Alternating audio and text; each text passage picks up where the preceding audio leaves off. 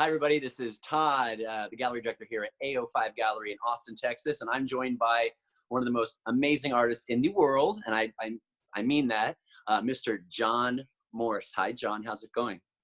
Hello, Todd, and thank you for this visit. Yeah, of course, man. We're all quarantining ourselves, so we started this really cool interview thing, and I'm going to jump right into it. And I've known you a long time. I met you, I think, in 1999. I was accidentally invited to a party, and we became fast friends immediately back in the day. I knew you as a friend first, and then through our friendship, I found out that you were an artist because the gallery I was running in Houston, you brought in a Mitteron piece to frame up, and I said, I thought it was a sketch at first. Then I saw it was pieces of newspaper, and then you were like, no, I'm the artist. This is who I am. So tell everybody why collage? Like, of all the things you can do, and you do a lot, why collage? Collage is interesting because it's in a space that is not exactly two-dimensional and not exactly three-dimensional. So you can get a lot of depth from a very small amount of actual depth. So for instance, if you have a portrait and you want the person's nose to act like it's actually sticking out from the rest of the face, you build that nose essentially last.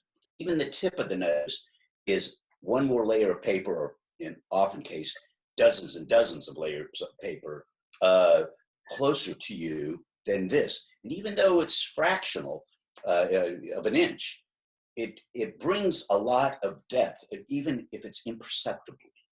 I mean, it has its three-dimensional qualities being collage, but sometimes you say, like, the tip of the nose was the last piece I put on there because that's the closest thing to the viewer. But what I want to know is, and I don't think we've ever talked about this, do you remember your first ever collage? And, you have childhood photo montages and that sort of thing, where you cut out several pictures from a magazine. I did one on the sorry state of race relations when I was in 10th grade, and I grew up in a very small town in the deep South, just below the Georgia state line, and I was very struck by it. So that was an early piece of mine, and I later did a piece that was a black and white face, kind of like the face of Janus, the Roman god, and they were looking in opposite directions, but they shared the back of a head.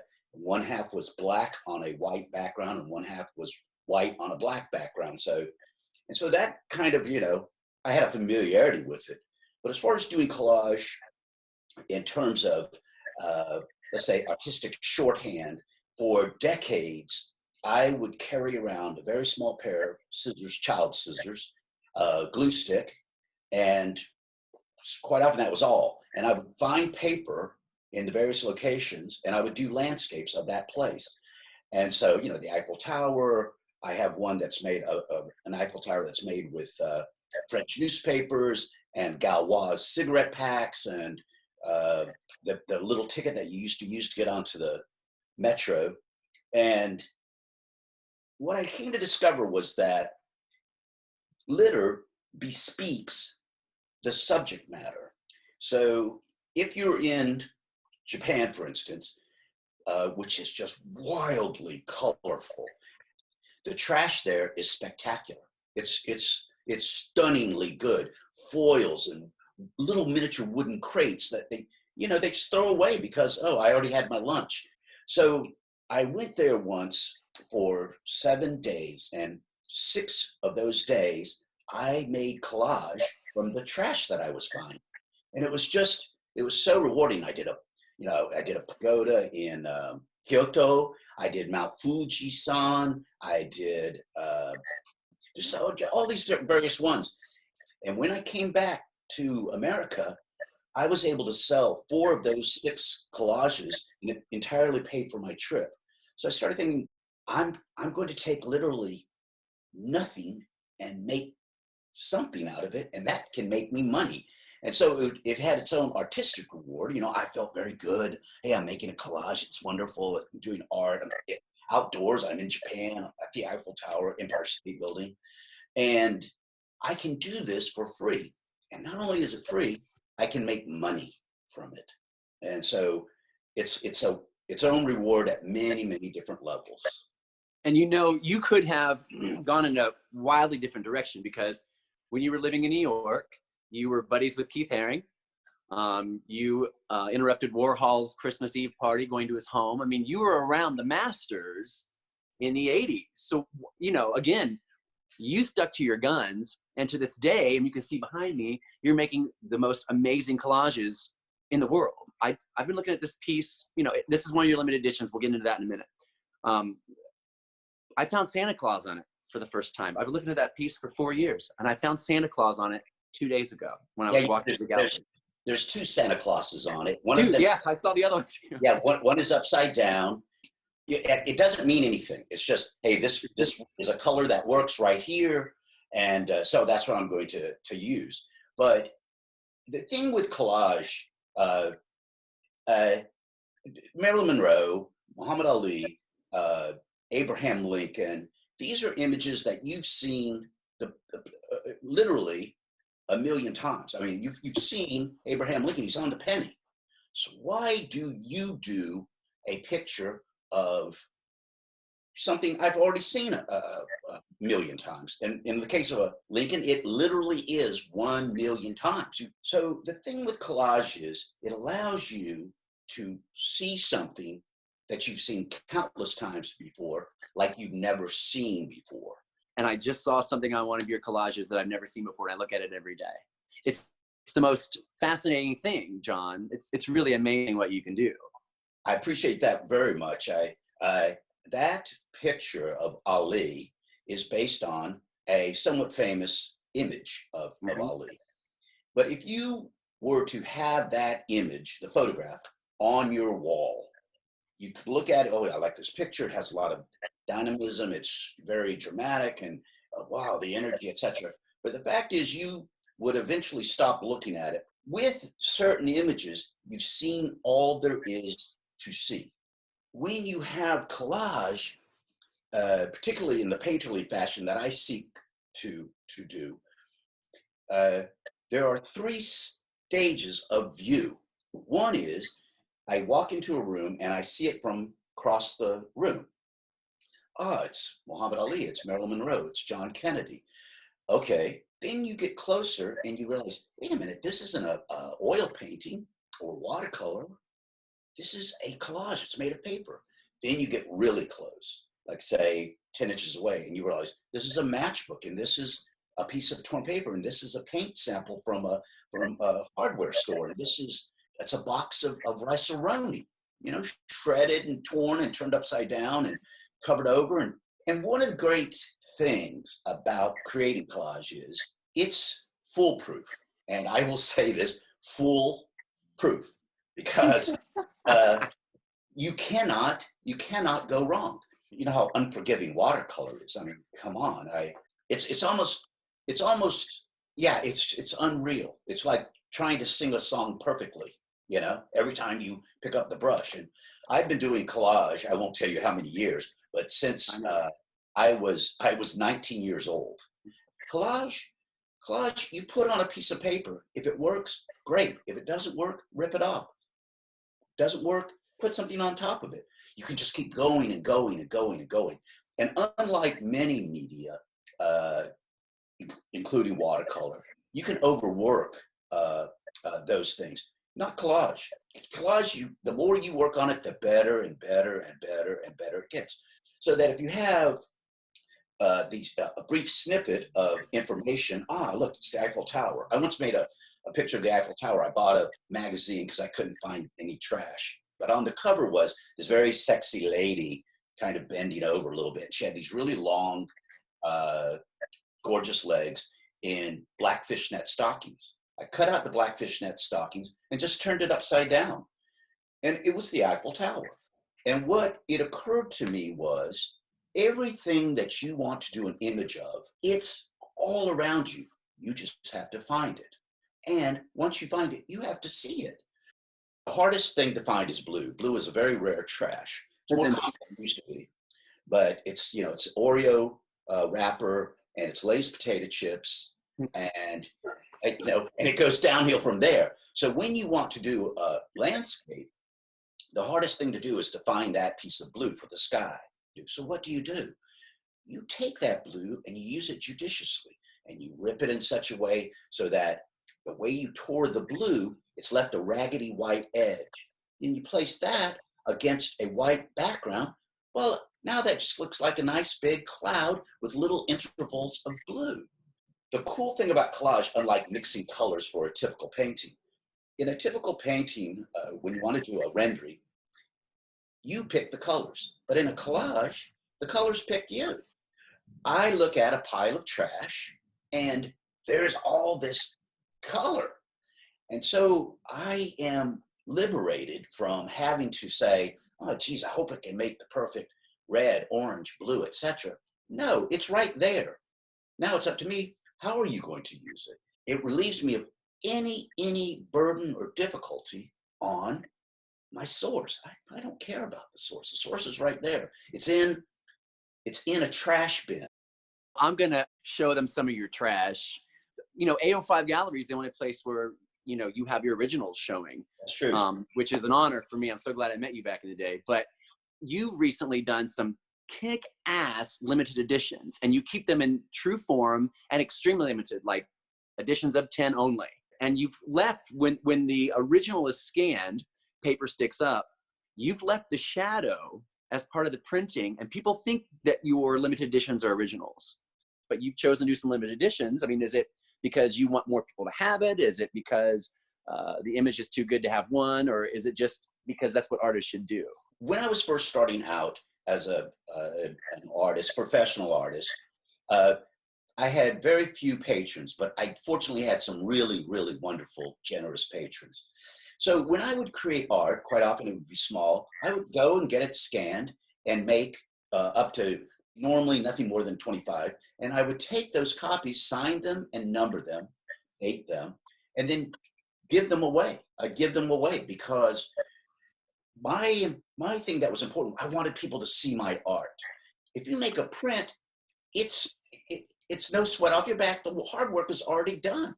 And fortunately, as my career has advanced and developed, I've been able to sell those prints. One of the cool things that I came to discover, that almost every person who ever commissioned me to do an original collage first had a print. Making prints is like printing money. Just give it away, because that's money well spent. And one of the first major commissions I ever received was the Manhattan skyline. The people who commissioned it were people who had received a small print, I think, of the Golden Gate Bridge. They had it in their bathroom, and they were kind of embarrassed to tell me that. We've had this in our bathroom. Bathrooms, we spend a lot of time in there. Great art in bathroom. You go into the bathroom every single day, multiple times of the day. Right. And that is the one room where your eyes are open and the light is on. What happens is they had seen that Golden Gate Bridge, had seen it and seen it and seen it, and said, one day when we come into a little bit of money, we're going to commission this guy for an original. She had just become the Undersecretary of Transportation in the first Clinton administration, and he got tenure as a law professor at NYU. And they had me come over. It's still to this day, it's almost impossible for me to discuss money, because I fret about it. I hate doing it. That's one of the great blessings having you in my corner, because you handle that for me and you're a pro at it. You're a true artist. And one of the things I pride myself on in this gallery, and I talked about this in an interview earlier, I don't have artists in here that are aloof or pretentious. And if I had any artist that should be, it could be you. You are a master, but you're a living legend. And you are. And no one does what you do, and you rub elbows with the masters. If people like collect Warhol or collect Keith Haring, hi, John, you're here and you're alive. Your demand is so high. Like every time you finish a project for one of my clients, your clients, I'm on the horn with you again saying, okay, I have another one for you now. You let Rossi and the gallery handle that, and we just keep making awesome art. But you're worth it, man. I'm telling you, if somebody spent $10,000 on an original of yours 5 years ago, they should be in luck, because we have originals now at $16,000 and up.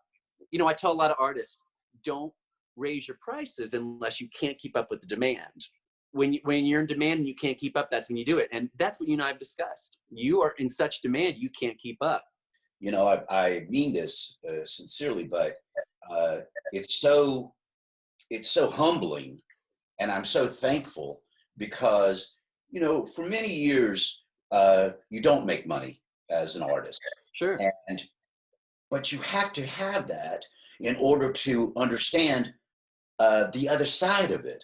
You know, I once gave a talk to a class at a small university in Virginia. And so when it came time for the questions, all of the students wanted to know, or one of the main things that they wanted to know was, how do you get a show? How can you get a show?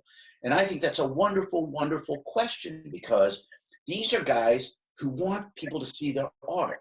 And the number one question from the professors was, how do you make money? And I told them, if you want to make money, wash dishes, because that's how I made money when I was first starting as an artist. Amen. Because you pay that rent and you wash those dishes and you're just busy like this, but your mind is on fire, so that when you get home, that's exactly what I do, is I do art, because it's been building up all day long and I got all this energy and I get to do it.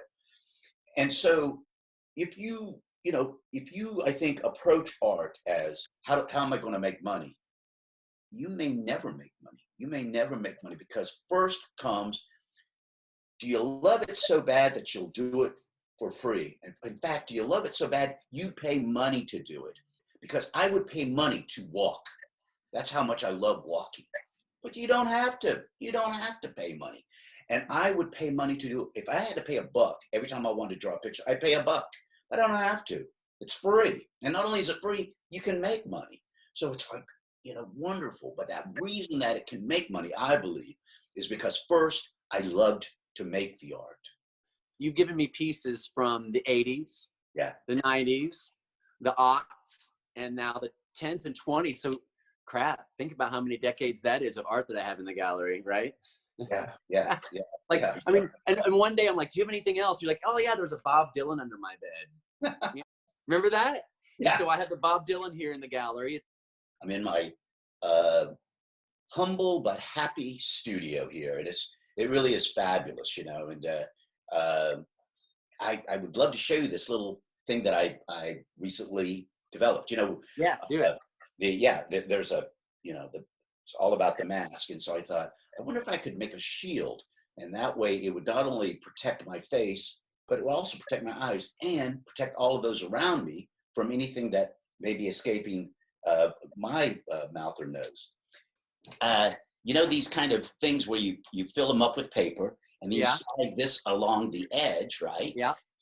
So I took a piece of a transparency, cut it in a shape. I then cut the end off of one of these, that's both ends. I filed it down.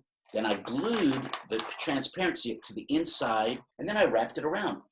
Bought a pair of child's sunglasses and popped out the lenses. I love it. Now, how many people are going to email me at AO5 Gallery asking to buy one of those from you?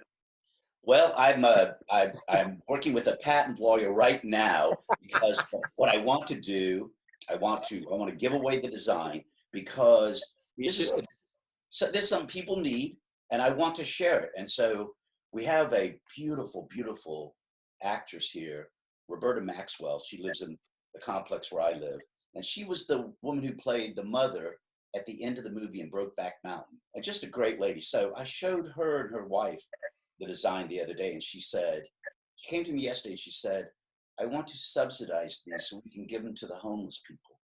But John, see, that's the thing about you is here you are, an artist. You're going beyond, as you do. You've always done things for the betterment of people. You're not just doing cool, amazing collages, but you've also been that humanitarian. You've taught me a lot over the years. You really, really have. Kind. Really, that's very kind. That's so cool. That thing that you made is so cool. And you know what? People that don't want to cover their face up, because I've met people in public at the grocery store and I can't see what they're saying because their mouth is covered up. I love it. And because the glasses are such, they can go right over your own glasses if you wear them, or you can attach this thing to your own glasses. Yeah. And you can just, it's easy on and easy off, not a bunch of time. I want to see, you know, Mason Williams, the guy who wrote Classical Gas. He had one of my favorite quotes from him was, "It's easier to hear somebody if they're not wearing sunglasses." And it's a very, very astute line, because so much of our communication is, oh, let me see it, you know? And of course, it's the essence of being an artist. Okay, what I create is something that you can see, but first I have to see it. Well, and that's one of the things too about your collages. Don't you say that when you're choosing a face, do you really get onto those eyes? Isn't that one of the most important parts? The thing that I dug about her eyes, some of her eyelashes are palm trees, perhaps? Uh-huh. Is that right? Well, yes, I never noticed that. There's little palm trees there. Yeah, their eyes are made of palm trees. because the fact is, as I was alluding to earlier, everything is all around us. It's just that you have to see it there, because you can make palm trees into eyelashes, because in fact they actually do kind of look a little bit like each other, you know. So if I can see it, that allows me to let other people see it. It's like, you know, you have somebody do a cover of a song, like Lana Del Rey's cover of "Doing Time." You hear her sing it, just takes you to another place. What is the difference? It's the same exact song. So it's that touch that an artist needs. This alludes to how everybody has a gift, and it is incumbent upon every person to share that gift. And you know, I strive to do that, and of course it's mixed results, but you gotta have mixed results if you're going to go for it. Last year I gave a series of talks to high school kids, and they were studying collage. And one of the things that I stressed to them was, all you have to give the world is you. And so if I want to do a picture of a palm tree that's just perfect, my gosh, it looks exactly like a palm tree. Well, why don't you just take a photograph of a palm tree? Or why don't you just actually have a palm tree? And it's the reason that you should do a picture of a palm tree is, if you're going to do it in a way no one has seen before and no one's going to see again. You're bringing something to the table that's utterly unique, and so represents a very precious moment of life itself. I'll tell you, I'm glad of the millions of years of history in the past and what we have in the future, that this moment in time, I met you and I've got your art in this gallery. It's the coolest thing. I mean, you're one of the few artists that has a permanent spot, because we're the one place in the world where we can see your work. For my part, express my sincere gratitude for all that you guys have done for me, and not just the spectacular representation in terms of advancing my career, which I am so grateful for, but more to the point, you're exactly the very essence of supporting art and supporting artists, because I know you have my back and you've taken care of me, and I stick with you because it's wonderful for me. I am so thankful for how you have really done me right. I love you, buddy. And it was a kismet moment back in the 90s when I met you. Well, hey, I'm gonna sign off. So thanks, John. I love you. Viewers, thanks for tuning in. It's a rare honor to get to talk with John Morse like this. Trust me. You can check out his website, and it is Stardog Studio, stardogstudio.com and ao5gallery.com. Send us questions. My name is Todd Gressley. I'm the AO5 director, as you know. John Morse, ciao, ciao. Ciao.